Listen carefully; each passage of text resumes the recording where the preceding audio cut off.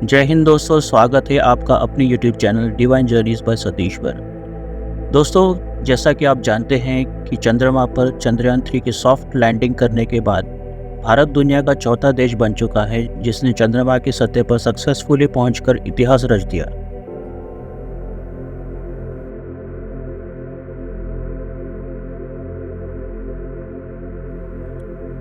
इसरो की इस कामयाबी की जितनी प्रशंसा की जाए उतनी कम है। 4 सालों के अथक प्रयत्न और अपने देश और पूरी मानवता की सेवा करने के हेतु इसरो की पूरी टीम ने इस मिशन को कामयाब करने की ठानी। और आखिर वो दिन आ ही गया जब न केवल पूरे भारतवासियों की बल्कि पूरी दुनिया की आंखें चंद्रयान 3 पर टिकी थी। 23 अगस्त शाम 6:03 पर चंद्रयान के सफलता से चंद्रमा के दक्षिण ध्रुव की सतह पर सॉफ्ट लैंड करते ही पूरी दुनिया ने खुशियां मनाई।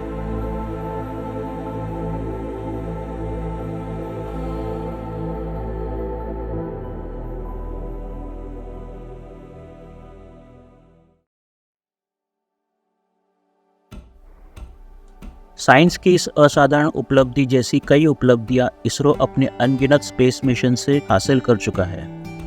ऐसे ही मिशंस के बारे में जानने के लिए मैं आपको ले चलता हूं मुंबई के नेहरू साइंस सेंटर में। नेहरू साइंस सेंटर विजिट करने के लिए सबसे नज़दीकी रेलवे स्टेशन है लोअर परेल और महालक्ष्मी। दोनों स्टेशन से Nehru science centre equal distance पर है।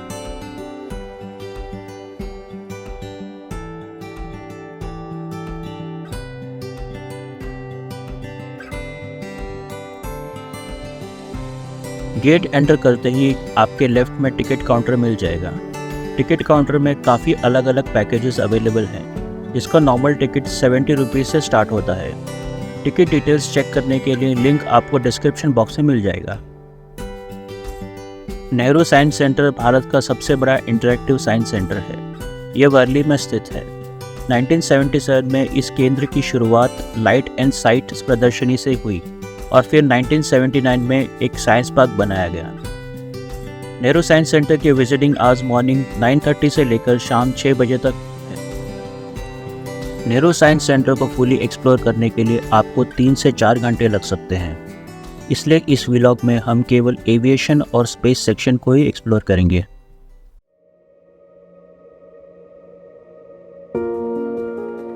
दोस्तों, सबसे पहले हम एविएशन सेक्शन को विजिट करेंगे, जहां पर आप फाइटर और पैसेंजर एयरक्राफ्ट्स के साथ विविध प्रकार के हेलीकॉप्टर्स के मॉडल्स भी देखेंगे। इस व्लॉग का पर्पज़ है कि आपको ज़्यादा से ज़्यादा जानकारी प्रोवाइड करना। आप चाहे तो वीडियो पॉज करके इन्फॉर्मेशन पढ़ सकते हैं। एक पैसेंजर एयरक्राफ्ट का लेआउट कितना कॉम्प्लेक्स हो सकता है, इसका एग्जाम्पल आप इस मॉडल में देख सकते हैं।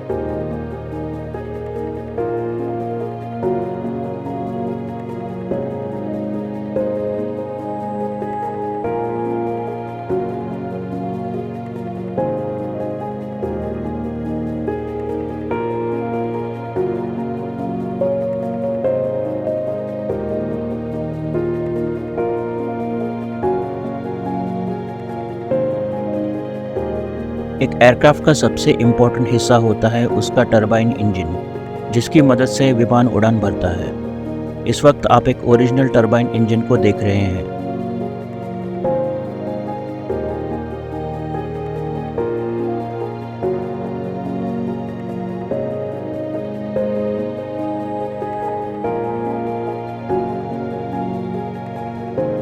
ATC यानी एयर ट्रैफिक कंट्रोल का उद्देश्य हवाई क्षेत्र प्रणाली के माध्यम से विमान को सुरक्षित और कुशलता से ले जाना है। निर्धारित मार्गों का उपयोग करके एक हवाई अड्डे से दूसरे हवाई अड्डे तक ले जाते समय नियंत्रक विमानों को निर्धारित दूरी पर अलग रखते हैं।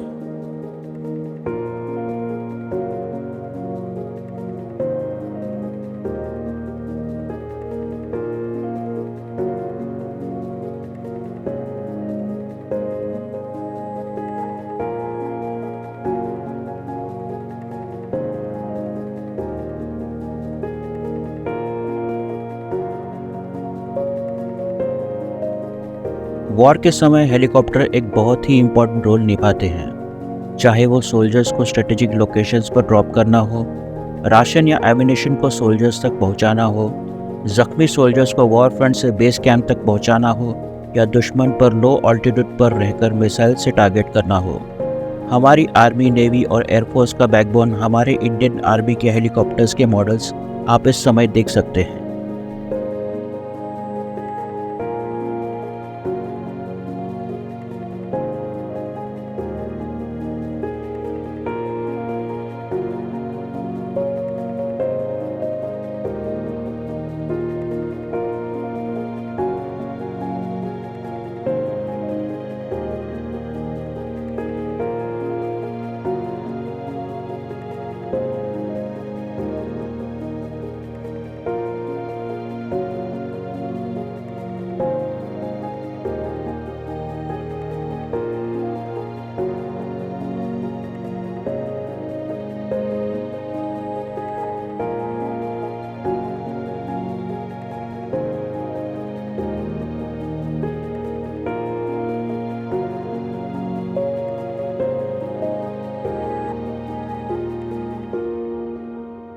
दोस्तों, ये था हमारा एविएशन सेक्शन। अब हम बढ़ते हैं स्पेस डिपार्टमेंट की तरफ।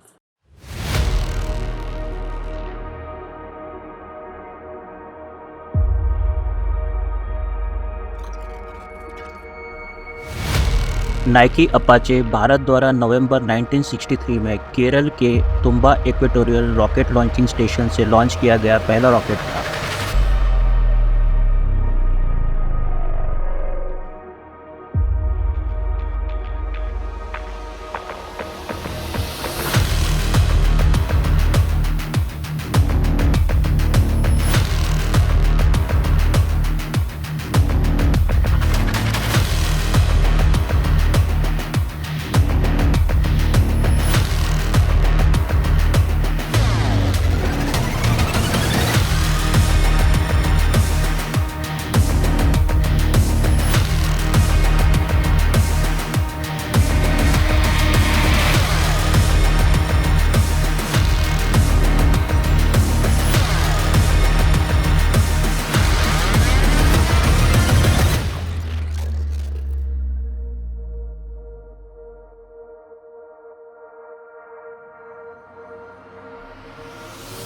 आईडीएसएन एक नेटवर्क है जिसमें बड़े एंटेनास और कम्युनिकेशन फैसिलिटीज़ है, जिसे इसरो अपने इंटरप्लैनेटरी स्पेसक्राफ्ट को सपोर्ट करने के लिए यूज़ करता है।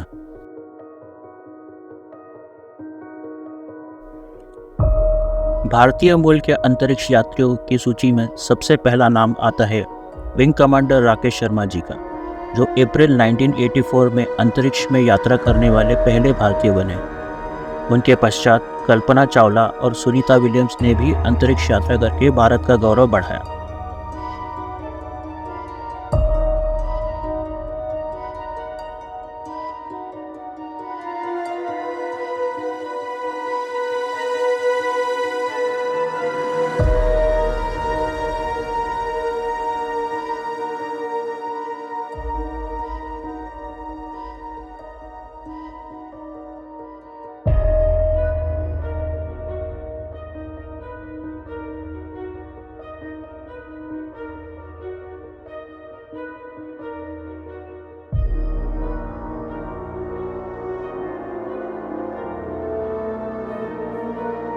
और अब बारी आती है उन इम्पोर्टेंट मिशंस को जानने की जिनकी वजह से इसरो पूरे विश्व में जाना जाता है।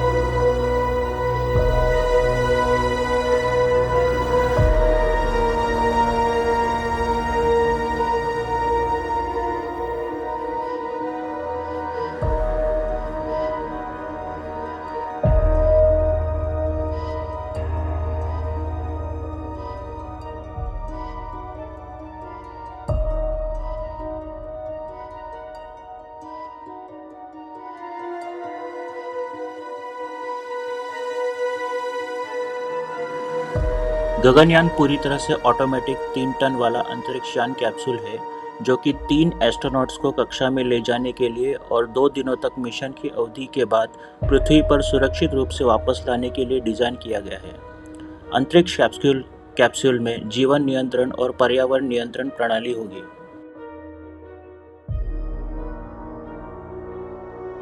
एक सैटेलाइट पृथ्वी के ऑर्बिट में कैसे चक्कर लगाता है, आप इस मॉडल में देख सकते हैं।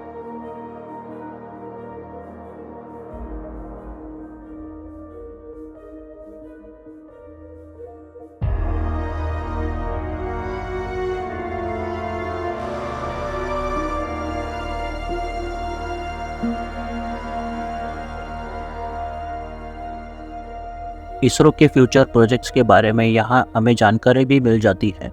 इनमें से कुछ प्रोजेक्ट्स कंप्लीट भी हो चुके हैं।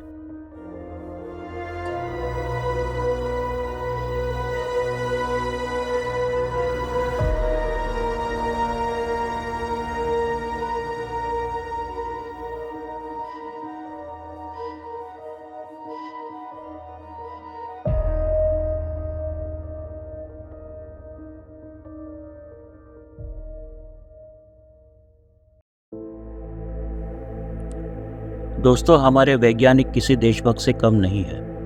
वो न केवल अपने देश के लिए बल्कि पूरी मानवता की सेवा के लिए सदा प्रयत्नशील रहते हैं। उनके इस कठिन परिश्रम को हम नमन करते हैं। जय हिंद।